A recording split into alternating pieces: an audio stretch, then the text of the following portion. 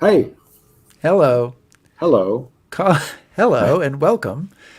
Calling Chris Anderson in the land of drapes and And yet such. another hotel in a strange place. I'm in Brussels right now. I started the Battle of the Bulge tour, so Oh, fantastic. in yet another hotel. And Colin McBire used to look like you're in Chicago. I am in Chicago and where I think the Bears are about to win against I was Detroit, going but to ask you about the Bears just to show they that. were up by a large amount with a small amount of time left, but don't put it beyond the Bears to ruin that scenario. So someone can let us know the final score of that game. Hey, welcome everybody to History Happy Hour, brought to you with the help of Stephen Ambrose Historical Tours, offering a variety of history tours in Europe, the U.S., and the Pacific. Check it out at stephenambrosetours.com.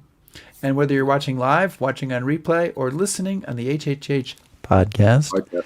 thank you for joining us today. We'll be talking about the German response to genocide.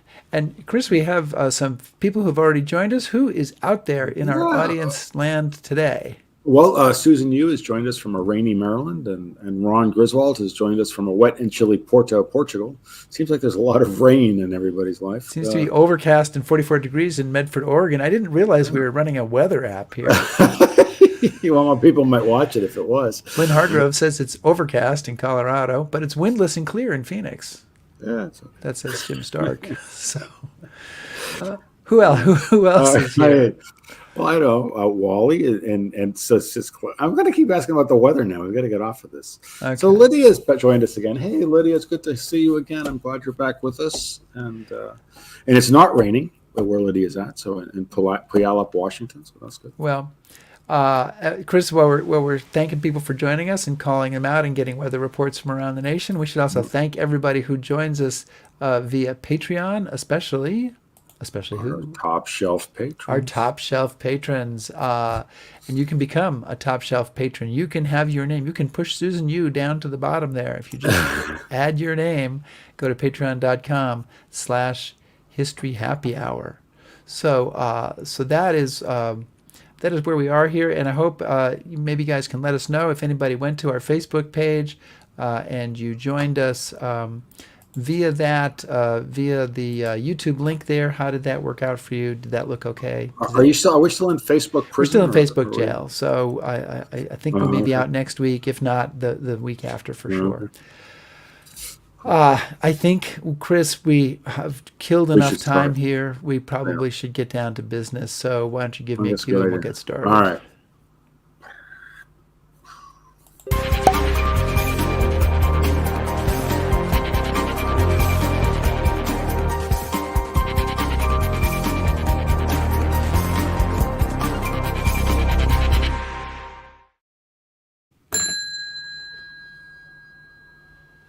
Okay, wow, I rang the bell and you didn't do The anything. bar is open. I didn't know what to do. Right.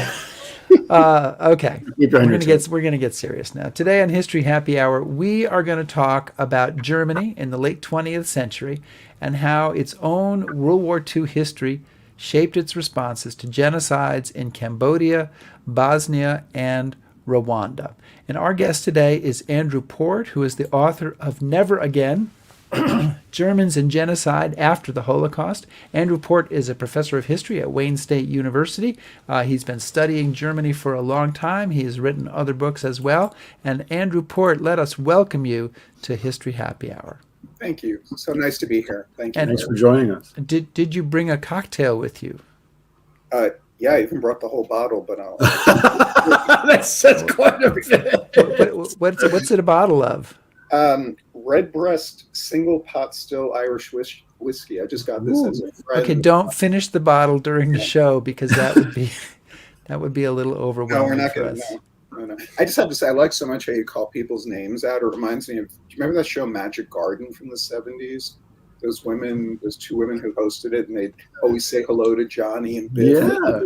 They never said hello to me, but But you always try. So Hi, Andrew. fun memories.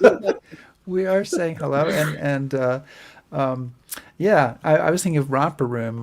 What's it, Romper Room? What they had at the end? They would, and I see so and so and so and so. Anyway, but through the little. Okay, Yeah. sorry, I've gone in the wrong direction. You have, despite our giddy beginnings to this show, you have undertaken to write about a weighty topic, genocide, Germans' response to genocides that took place in the 70s and the 90s. So this is a very specific topic. It's one that obviously required a lot of unique research. So what led you to it? And did you approach it with any kind of thesis, like I'm trying to prove or disprove this?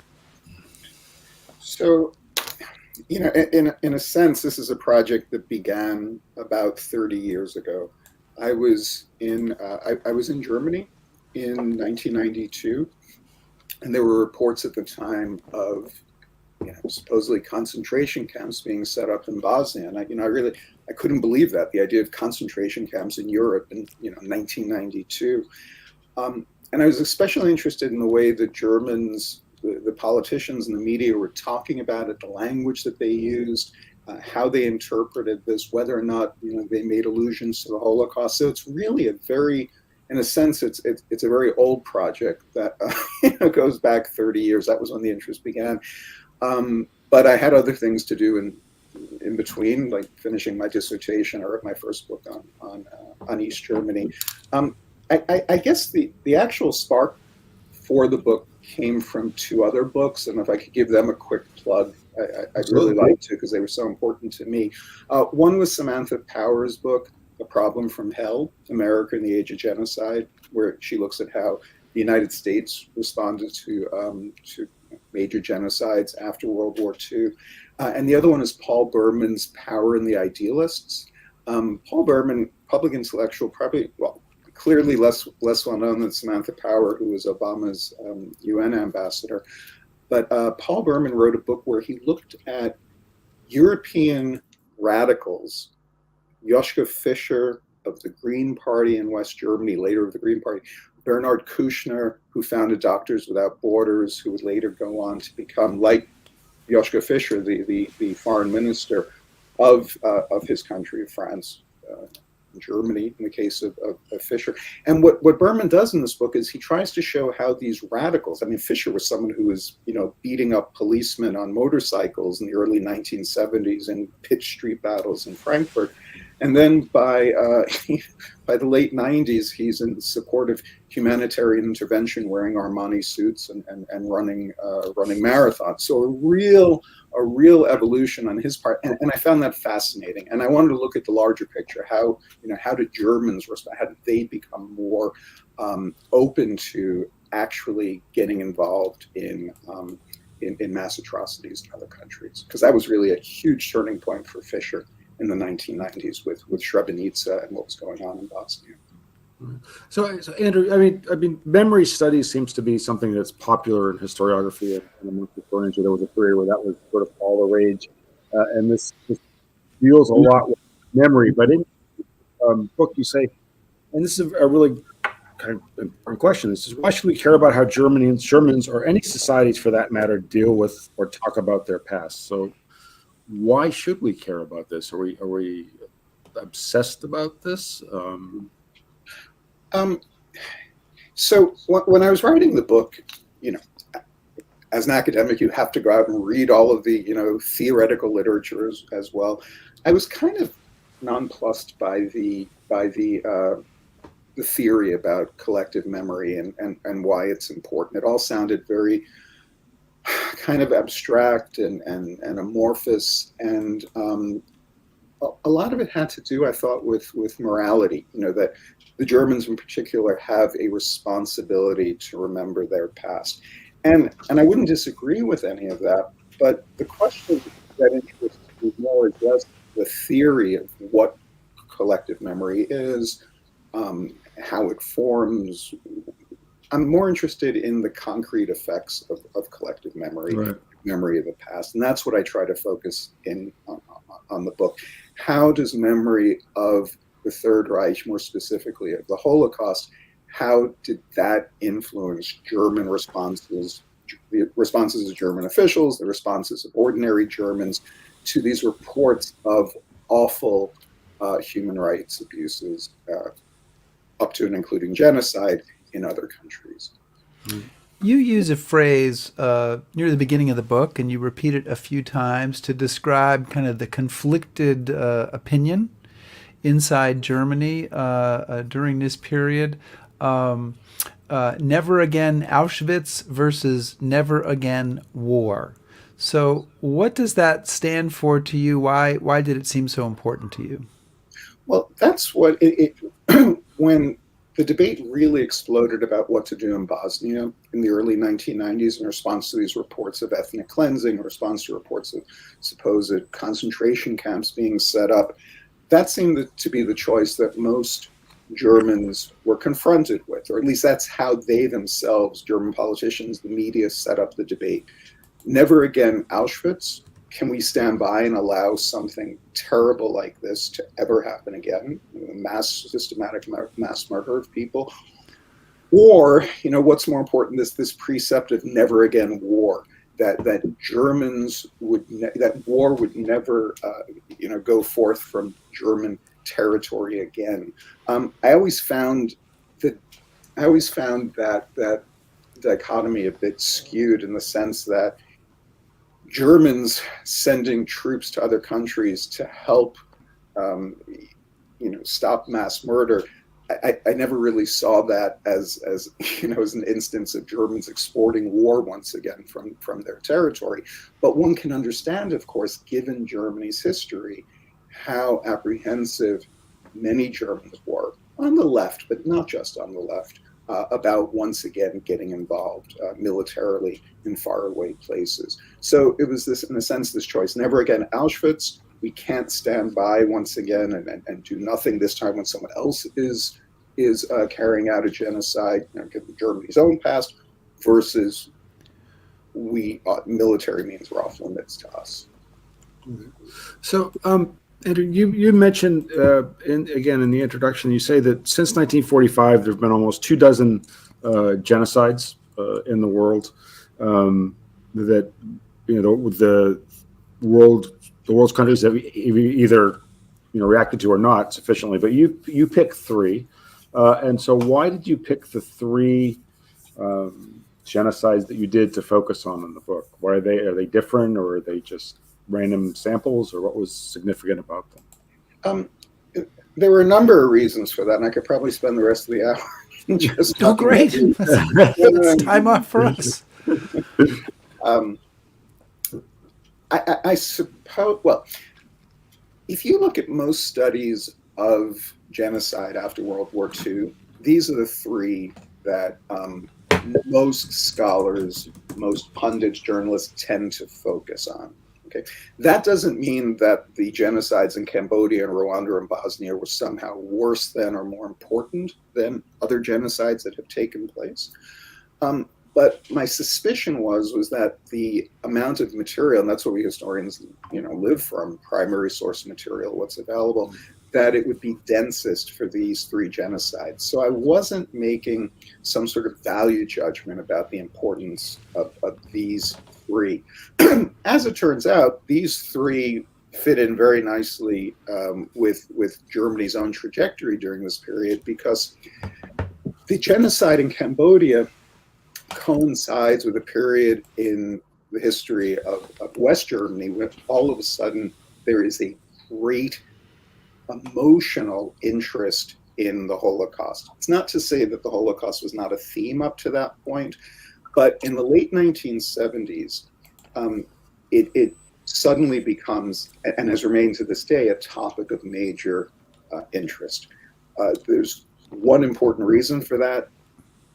Those viewers of a certain age may remember the miniseries Holocaust that was shown in the late 1970s. It was shown, I guess, a year or two after the miniseries Roots was shown, about the history of slavery in the United States. And Holocaust, this miniseries with Meryl Streep and I think Michael Moriarty and others, it was shown on West German television the very same month that the Khmer Rouge was driven from power in Cambodia. The Vietnamese and disaffected Cambodian soldiers invade in late December 1978. They throw the Khmer Rouge out of power. They expel them. by early January, and that same month, this series is shown. So I found that very interesting, because immediately after that, people in the media or politicians will be using phrases redolent of the Holocaust with respect to Cambodia. So I chose Cambodia because interest in the final solution itself really begins around the same time. And I took it up to the mid 90s because one, it's a different geopolitical situation. Germany was divided; it's not divided anymore. Germany has reacquired not just its national unity, but also its sovereignty, and now has the possibility. It has greater responsibilities, and it's expected to act now. Right, the great fear had always been, we don't want the Germans marching to Moscow or Paris again. Now they're getting pressure from the Allies, telling them you have to help here, you have to do something. And of course, it's a debate we still see today in response to what's going on in Ukraine and, right. and elsewhere. So I thought, I'm one of these historians. I know you had Peter Wilson on, and Peter Wilson, just writes these wonderful, massive books covering, 4,000 years, not that long, but, hundreds of years. Quite a bit. and I'm the type of person, I really like to delve deeply into one topic and kind of pull out as much as I can from that. And that's why I decided to focus on these 3 genocides. So the point, again, I would emphasize is I'm not making some sort of value judgment that these were worse than, more horrific than other genocides. The fact also that they take place in different parts of the world was important, that Germany had a different history with these 3 places. Right, something not many people know. Rwanda had belonged to Germany's largest colony until 1918, until the end of World War II. And when I say a lot of people don't know that, I'm not trying to channel Donald Trump here, but in fact, in the 1990s, when the German press reported about Rwanda, that wasn't even a topic. It wasn't even I mean, it was certainly mentioned at some points, but if of course, we hope it doesn't. But if a genocide like that were to happen in Rwanda again today, I think the discussion would be completely different in Germany, because over the last roughly 5 years, give or take, the Germans have kind of rediscovered their colonial past and those atrocities. Yeah. Well, one of the things that's interesting is that you pick these 3 genocides. You have the Khmer Rouge in Cambodia in the late 1970s. And you have Bosnia and all the stuff going on there in the early 90s, and then that kind of overlaps with Rwanda and all the stuff going on there. And one of the things that struck me is that one of those places is a whole lot closer to Germany than the others. So because Cambodia is across at least an ocean or 2, depending on which direction you go. Rwanda is across half a continent, and Sarajevo is, an hour and a half flight from Munich. So was the response to the genocide in Yugoslavia and former Yugoslavia different because it was so close? How did that kind of impact the whole situation? Yeah.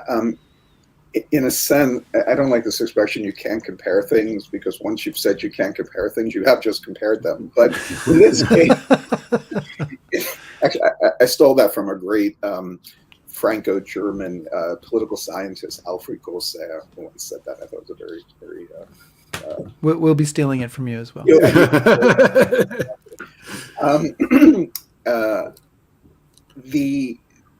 You cannot compare, in terms of the amount of engagement and coverage, the genocide, the mass crimes that took place in Bosnia compared to the Khmer Rouge, compared to Rwanda.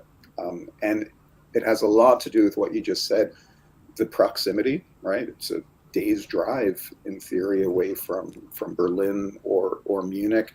Another major difference is that there were thousands of Yugoslavs working in Germany since the 1960s. So there was also that connection. Many Germans would go to Yugoslavia even before the wall fell, even before unification, and took a vacation there. So there was a much greater familiarity with the country. Rwanda was not just geographically, but also in a sense culturally much more distant.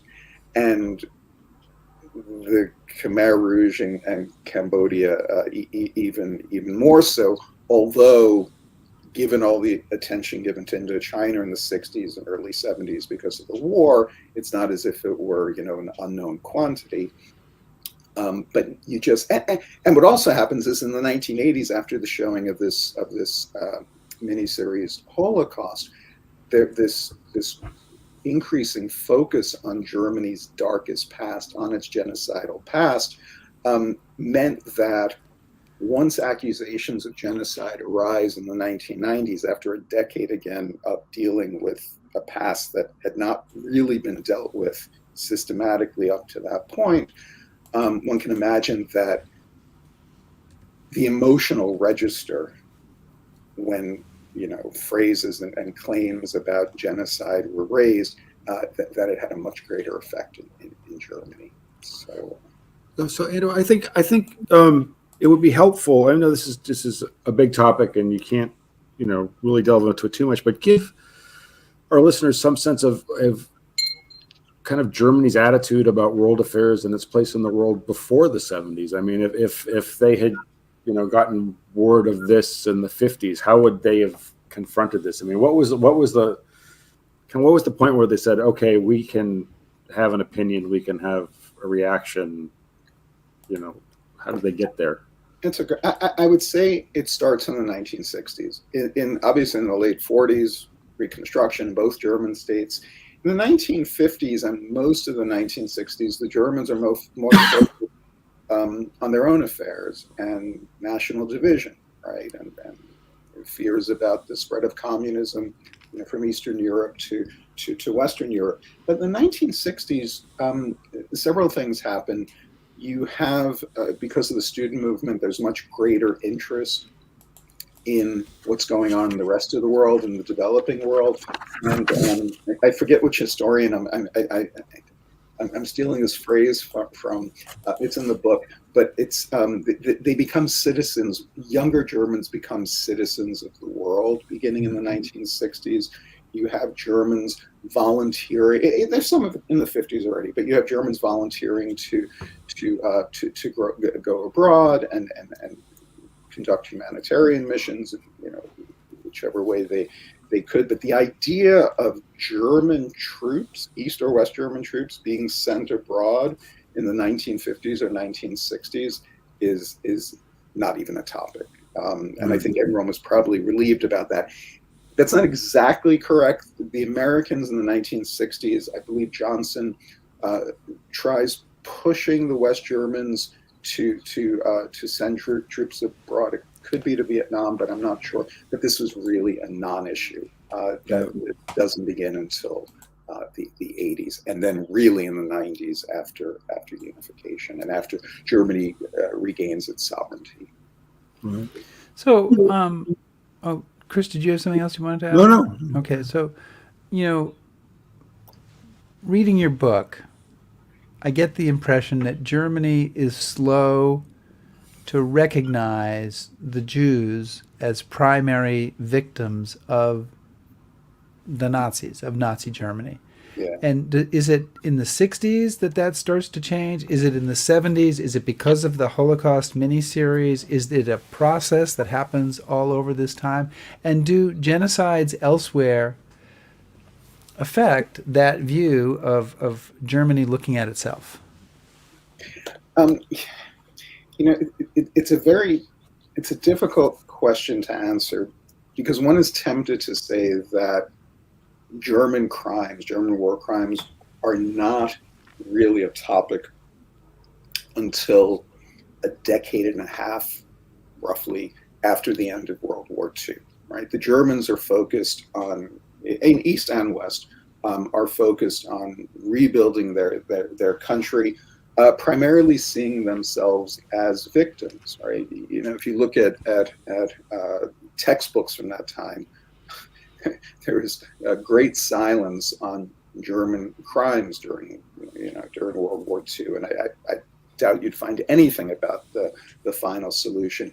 This changes beginning. I'm talking about West Germany now for a second. I'll come back to East Germany. It changes in the late 50s. In West Germany, a series of events happen. 58, 59, you have your first trial of guards at concentration camps. You have a series of awful anti-Semitic incidents in the winter of 1959, 1960. A center is set up to go after Nazi war criminals in Ludwigsburg. That's where the city where this is set up. That also happens in the late 50s. And Frank is shown in theaters in East and West Germany.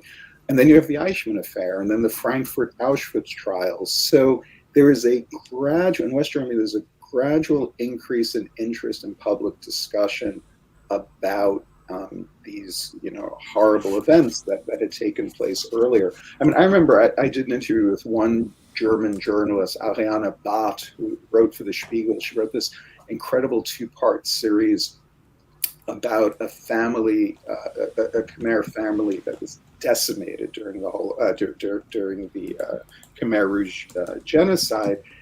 And she told me she was responsible for summing up each day the what had gone on at the Frankfurt Auschwitz trials. She was responsible for summing that up for a non-German audience.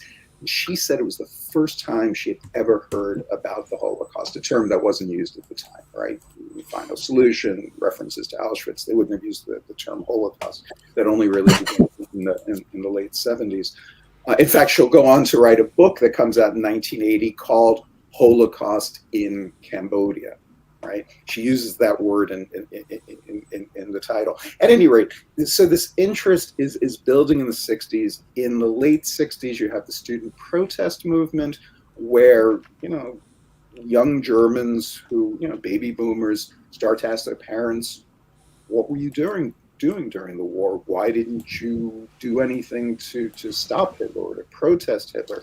What I would emphasize is, and a lot of scholars, I think, tend to overlook this, the late 60s, when the student revolt took place and the young Germans, West Germans, start to speak about their past, they don't focus on the Holocaust. They only use it in an instrumental way. They refer to themselves as the new Jews, that they're being victimized like the Jews were before.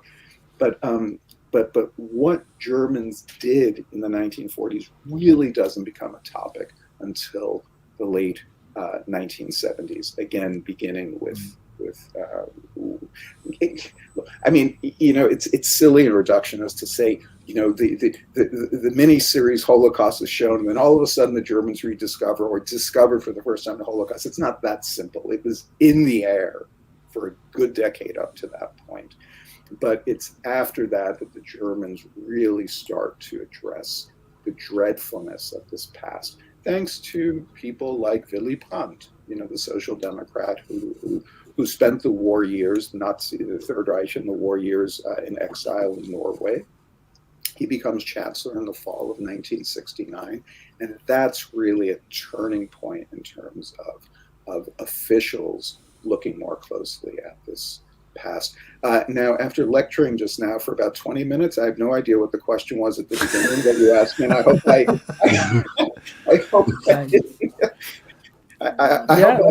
you nailed whatever it was. You nailed it. Must be the so I mean, one of the yes, one of the things you get into. I mean, obviously, you tend to. A lot of the book is taken up with the debates around the Khmer Rouge, and one of the things that I found really interesting was kind of the differences between the East German reaction to this and the West German reaction, and how this awful event that's happening on the other side of the world becomes kind of a political punching bag. So maybe talk a little bit about how each of the Germanys deal with this, and how that reflects on how they're dealing with this memory of Germany in World War II.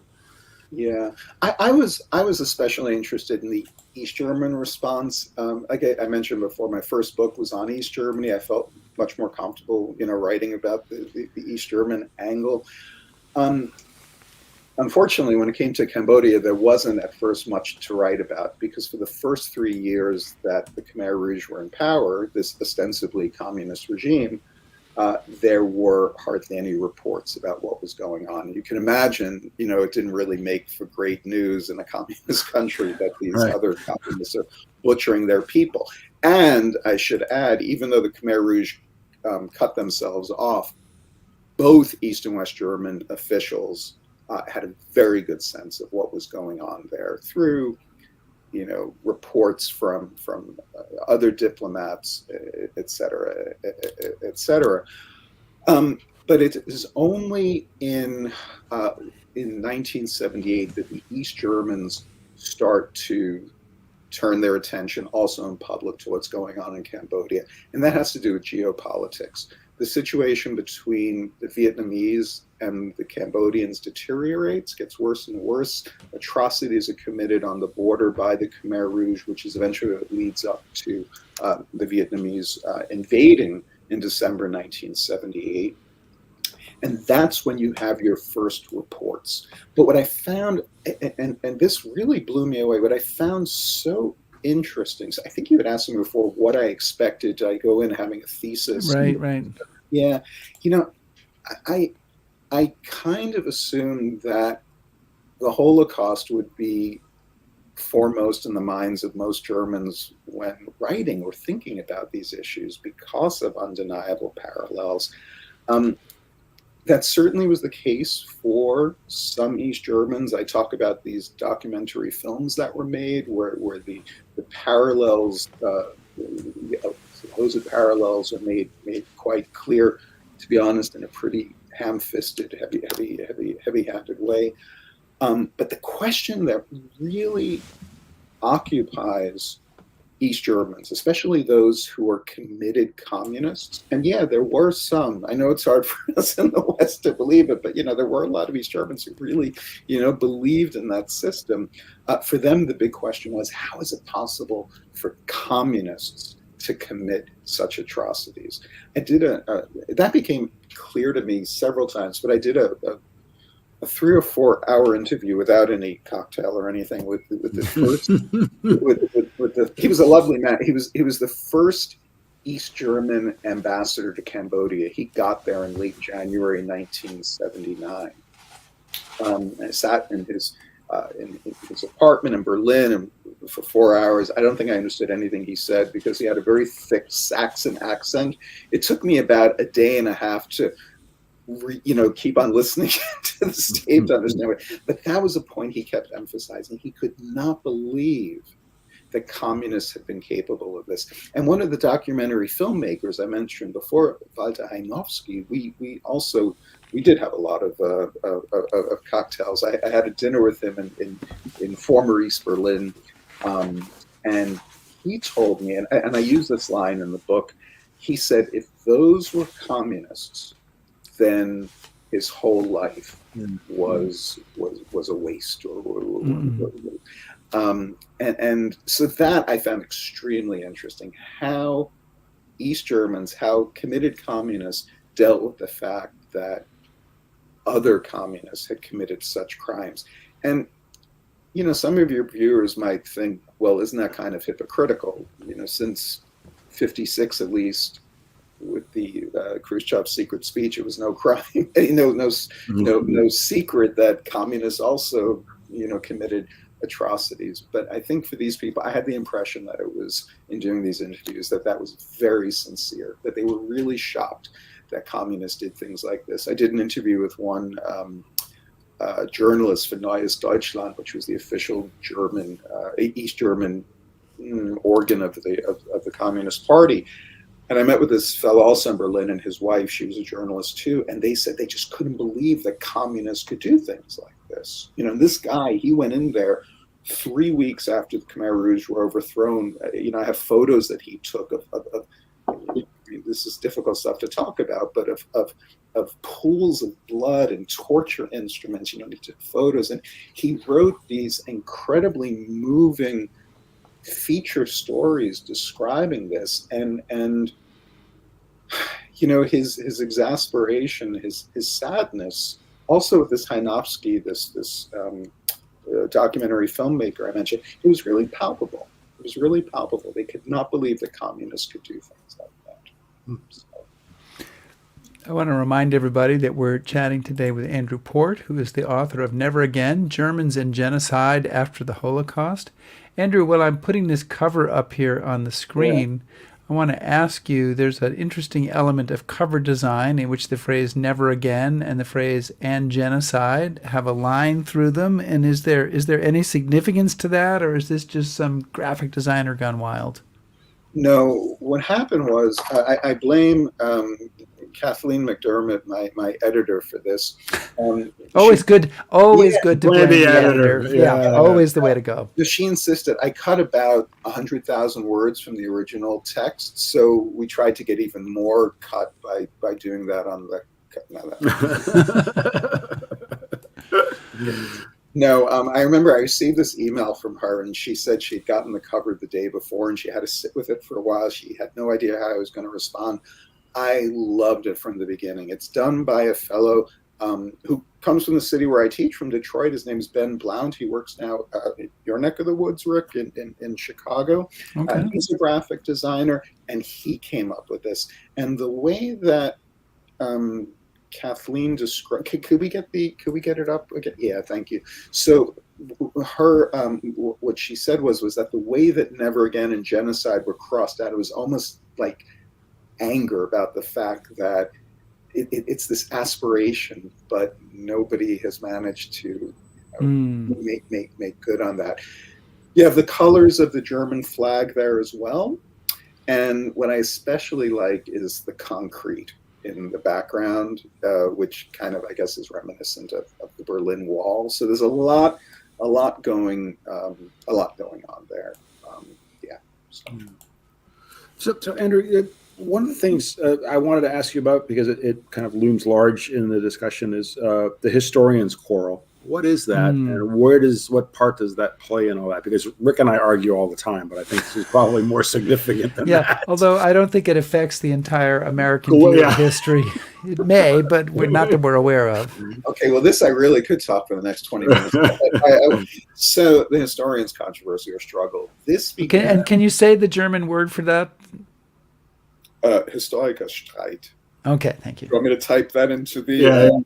Should I type it into the chat? You can, and then people can see it. Sure. There you go. Historikerstreit.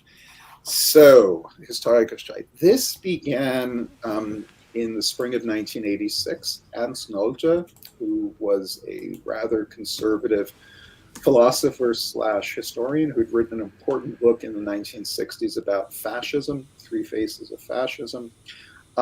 He wrote an article, an opinion piece that appeared in the Frankfurter Allgemeine Zeitung, which is Germany's leading daily newspaper. It turns to be rather conservative. It appeared in there, and Nolte made several arguments in this piece. The two most important ones, or at least the ones that attracted the most attention, because he was subsequently attacked by those on the left, first and foremost by Jürgen Habermas, the great German sociologist. He claimed two things: that the Holocaust was won in a series of horrible state-sponsored mass murders. In other words, that there was nothing particularly unique about it per se, and he traces that to the French Revolution. It all began with the French Revolution. No, you can always blame the French. Yeah, well, the interesting thing is that Nolte was so attacked for making that claim, but Simon Schama, whom I'm sure most of you have heard of, Simon Schama, in his book Citizens, which came out, I guess, in '89, just in time for the bicentennial of the French Revolution. He makes the same claim. I mean, literally says that there is I don't know if he uses the term straight line. I'm sure Simon's not listening, but if you were, he might complain. Sure, I'm sure it should be. It should be. It should be, exactly. Simon, are you there? Okay. Yeah. Simon Schama claimed that there was pretty much a straight line from the Vendée in the 1790s, when the revolutionary government put down this local uprising against the revolution, to Auschwitz.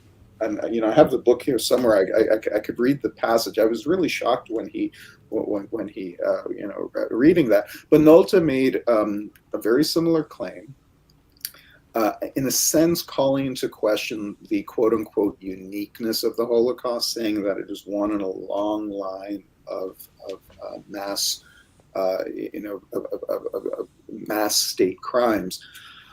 What really got him in trouble was the claim that Hitler and the Nazis decided on the Holocaust in response to Soviet atrocities. The Holocaust was a response to the gulags, okay? A defensive response. And that really, I mean, that was a much more problematic claim than the first one about, the final solution being one in a long line of mass atrocities. So he's attacked by Habermas, all of the male historians. It's interesting. There's not a single woman, as far as I know, involved in this debate, but all of the male historians, it was played out in the major newspapers of West Germany, them going back and forth, screaming at each other, essentially pitted progressives against conservatives. Okay, that's the background. Why do I bring it up in my book? What I find so interesting is that Nolte, in 1980, wrote a speech that he was prepared to give in Munich. And he already advances those arguments from the 86 article, already in 1980.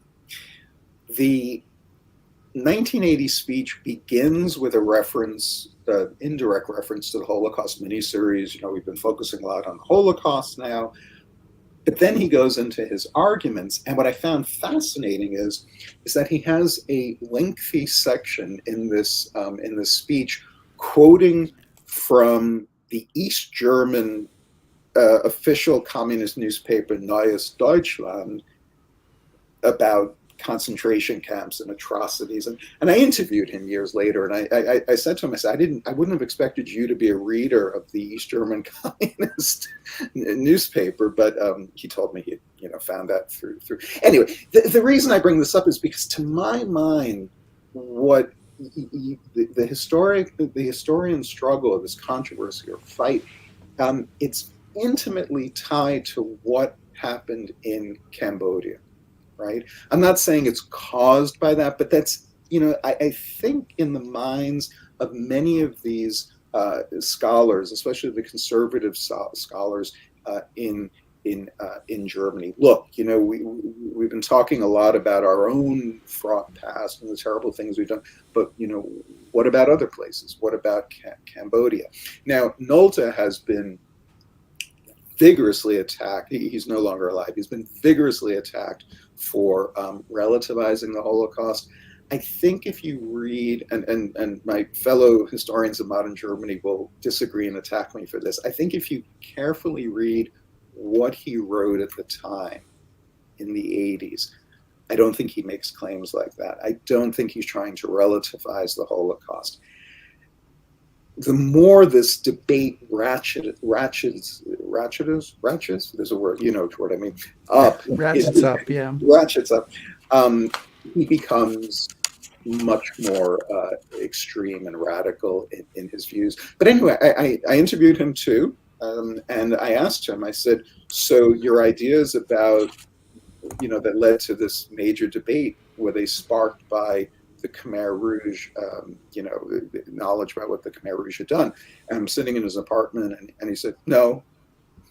And I said, okay, that's nice. Let's turn on to moving on. One of my arguments. And that's when I realized that, we historians, we know a lot more than, and the people who were actually involved in the events, right? No, I'm kidding. But that's always a joke that the Germans make, that contemporary witnesses are the enemies of historians, because their ideas, the way they see things, especially, when you work on the kind of history I do, which is within a living memory of so many people, you're of course going to have people say, no, it wasn't like that at all. That happened with my first book on East Germany. Some, American comes here and he thinks, he knows what was going on in East Germany, and, you have no idea. To which I always respond, well, if you had to experience it, medieval studies would be a lot less really difficult. So. Yeah, so you, kind of interesting, you interviewed a lot of people. So this is not a book that you sat around and looked at Wikipedia entries and did a little third party research. You went in and talked to a lot of the people who were still around, obviously, but people who were involved in some of these debates in the 1970s, in the 1990s, to really dig in and understand, didn't you? Yes, I did.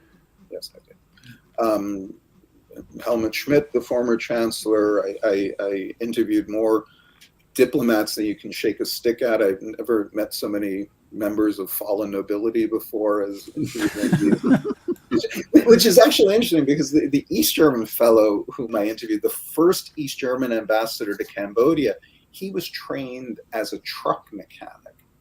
And I'm like, how did you become ambassador to Cambodia being a truck mechanic? And his response was, well, it's a typical German story. And I said, well, it's actually a typical East German story, right? Because they had lost so many people going to the West. They had to train these new people. Can I tell you? I know you have questions from the audience. Yeah, go for it. You're on a roll.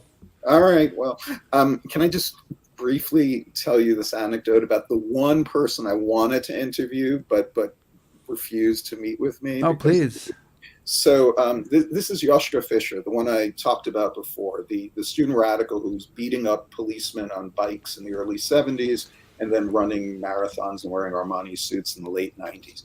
I really wanted. And he became foreign minister, right? He became foreign minister in, I believe, 1998. He oversaw the first the first deployment of actual German combat troops since 1945, and that was during the war, the conflict in Kosovo. But even before that, in 1995, after Srebrenica, he comes out in favor, and I write about this in the prologue. He comes out in favor of Germans getting involved, and actually, he's agnostic on the point about whether or not Germans should send troops, but someone from a pacifist party. I mean, what kind of pacifist was he? He was beating up policemen. It's not very pacifist, but okay. But he already in the mid 90s, his views changed. At any rate, I really wanted to talk to him. And I sent him about a dozen emails. One of my friends, who's a journalist in Germany, sent me his private email, the email of his assistant. I sent at least a dozen emails to them. No response. Okay, so for a variety of reasons, I used to spend a lot of time in Germany, but after the summer of 2016, I hadn't been there until last June. So I went last June. I was invited to give a talk. And an old friend picks me up at the airport. She takes me to an ATM to get some money.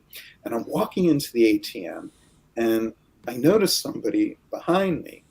And I did something that nobody in Berlin would do. I held the door for this person to let them in. And who was it? Joschka Fischer. Wow. Who I tried to speak of. And I looked at him, my mouth dropped. He knew right away that I'd recognized him. He kind of looked away. And I said, Herr Fischer. And I introduced myself. I'm Andrew Port, which had no effect. Obviously, he had no idea who I was. And, I said, look, I've written you all these emails, and I wrote to your secretary. And he's just, no response, not even a word. So finally, we're standing in this vestibule there, about to get out our money. And I said to him, I said, well, look, you play a really prominent role in my book. I told him about the prologue where I talk about his take on Srebrenica. And, he's getting more and more bored listening to this. But finally, I just said, I'd like to send you a copy if that's okay. And still no word. He just looks at me and goes like this. Nope, thanks. Waving his hand. Didn't even want a copy of the book. So he got his money. I got my money. He walked out of the ATM, that little room there, and there was a woman standing there. And I went up to, it's exciting. You just see this major personality, I'd seen on television for many years.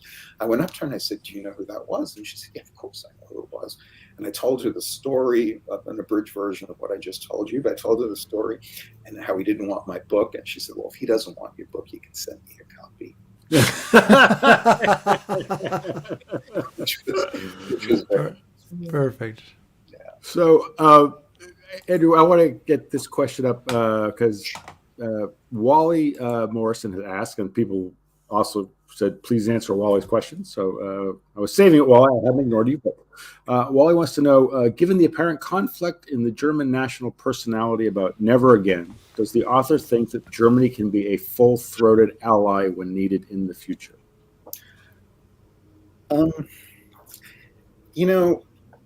Unlike CNN and MSNBC and Fox pundits, we historians, we're not very good at predicting the future. I really can't say. I'm not going to weasel out of this. My suspicion is that the Germans, it'll be a case-by-case decision for them, but I think that one will be able to count on German participation in international measures. I know that in February of 2022, the current Chancellor Scholz announced this Zeitenwende, this epochal change, where he's going to invest a lot of money in the military and send heavy weapons, and they've been dragging their feet on that, which some people, that there comes the question, can one count on them to be full-throated? I think was the word, the phrase that was used. I think yes, but with reservations. I think the Germans are going to weigh each case, depending on what their interests are, how they feel about it, like any country would, And I'm going to add this, I'm not German. I don't have German relatives, but I have a lot of sympathy for the Germans, for modern Germans, because they're in this position of being damned if they do and damned if they don't, and you see that right now in response to the protests there about the Middle East. Right, they're getting a lot of crap for coming down on pro-Palestinian demonstrations, and I understand the criticism. I really do, and I have a lot of sympathy for it. I think it depends on what they're trying to stop and what they're clamping down on.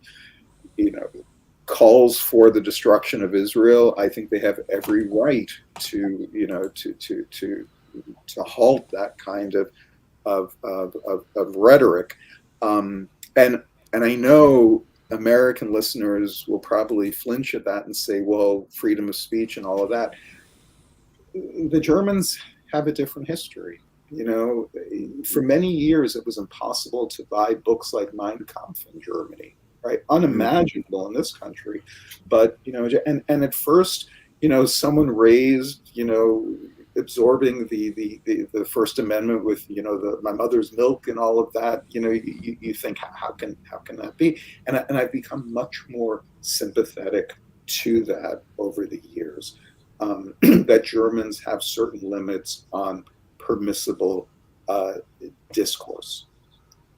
I understand the problems with it, but I also have sympathy with that as well. And I don't know how I got onto this topic. I think I floated from one to the next. But that's the way conversation goes here in the History Happy Hour space. Listen, as we get to the end of our hour, we've been talking a lot about how Germany's past might have affected its response to these genocides, how Germany eventually started to contribute troops to peacekeeping efforts and have continued to do so. But how have these modern genocides, which have been widely discussed, as you write in detail about in German media, how have they affected the way that Germans look at the Holocaust and their own role in the genocide of the 1940s? Yeah, Rick, that's a really great question. It's one I would argue that my book is probably the weakest in responding to that because it's very difficult to demonstrate some sort of causal connection, right, between the responses to these genocides and others. I guess what I would say is that the exposure to genocides in other countries, on the one hand, it's made, because of their own history, it's made most Germans, except for those on the far left, much more open and willing to somehow get involved and stop those kinds of atrocities. At the same time, it's awoken memories, or reawoken, I should say, memories of Germany's own past suffering. So in the 1990s, when Srebrenica is happening, Kosovo later on, this is the same period when German political scientists and German authors, and I can mention the names, but I'm not going to, when they start to talk more about past German suffering, the bombing of German cities during World War II, right? You could imagine that in Kosovo, right, that the bombing of Kosovo, and also, in Bosnia as well against the Serbs, that brought up, dredged up memories of what Germans had experienced themselves. Peter Handke is an example of that, the Austrian Nobel Prize winner, who was more or less sympathetic to the Serbs in all of that. I guess in a sense, there is a resurgence of interest in German past suffering as refugees, for example. I spent a lot of time in the book talking about German responses to refugees in Rwanda, Bosnia, Cambodia. Every time, the focus was not so much on Jewish refugees, but on their own personal experience as refugees in the 40s and the 50s, and the sense of responsibility for helping others. I guess, in sum, I would say what I expected to find, I did not find. What I expect, and you asked again, did I have a thesis going in there? I expected to find Germans using these other atrocities, these other genocides, to relativize their own past. And I did not find that. When Germans refer to these other genocides, they refer to them primarily because it's the most effective way in which for them to express their outrage, their shock, and it's the most effective way for them to, by referring to concentration camps, cattle cars, things like that, the most effective way for them to get fellow Germans, German officials on board with what they want, which is some sort of German action in these countries. Well, Andrew Port, thank you so much for joining us today on History Happy Hour to talk about your book, Never Again, Germans and Genocide After the Holocaust. We appreciate you kind of diving into this challenging topic with us. Well, I appreciate you having me. Thank you very much. It was great. Thank you so much. Thank you so much for joining us. Thank you. Okay.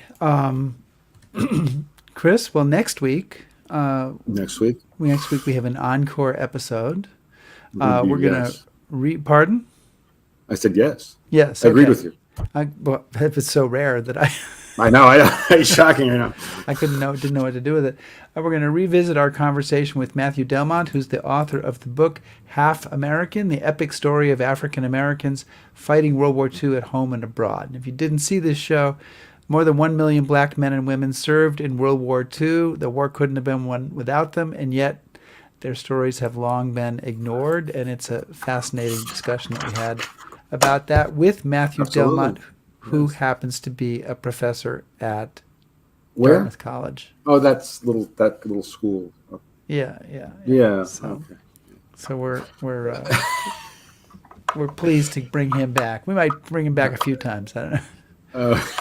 over and over and over again. Yeah. Anyway, that's next week. Please subscribe to us on YouTube, follow us on Facebook, shout at us on Twitter, listen to our podcast, back us on Patreon, and browse historyhappyhour.com. Thanks, everybody. Be safe.